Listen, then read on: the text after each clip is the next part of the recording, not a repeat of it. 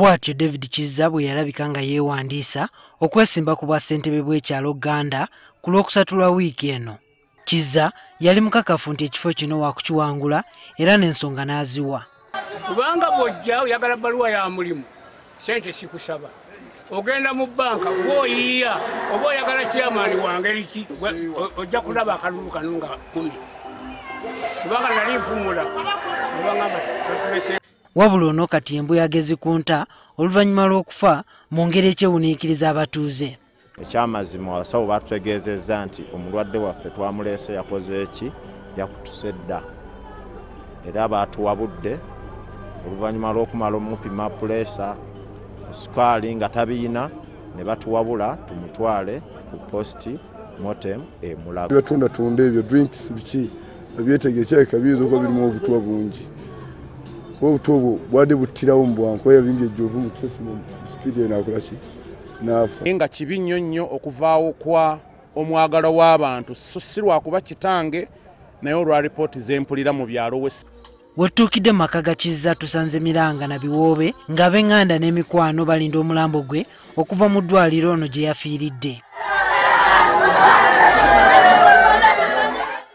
Kyokka abatuuze era babadde batandise okussa emikono ku kiwandiiko ekimu nga baagala okulonda kw'abassentebe Ganda kusazibwemu okugenda okubeerawo olwokubiri olujja. Tufunye okuwabulwa okuva mu bakakiiko k'okulonda ne batutegeeza nti tubage ebbaluwa nga LC okusinziira ku mbeera eri ku ground naye ng'ewagirwa abatuuze abo abakkiriza nti ekiriwo okulonda kwongezebweyo. Era ku ssaawa 7:05 omulambo gwa Kizza gutuusiddwa wakati mu maziga era ng'abantu batandikiddewo okwesoga ennyumba okutunula ku muntu waabwe. Ab'ebyokwerinda nabo bwedda weebali okutunuulira ebigenda mu maaso ku lumbe luno.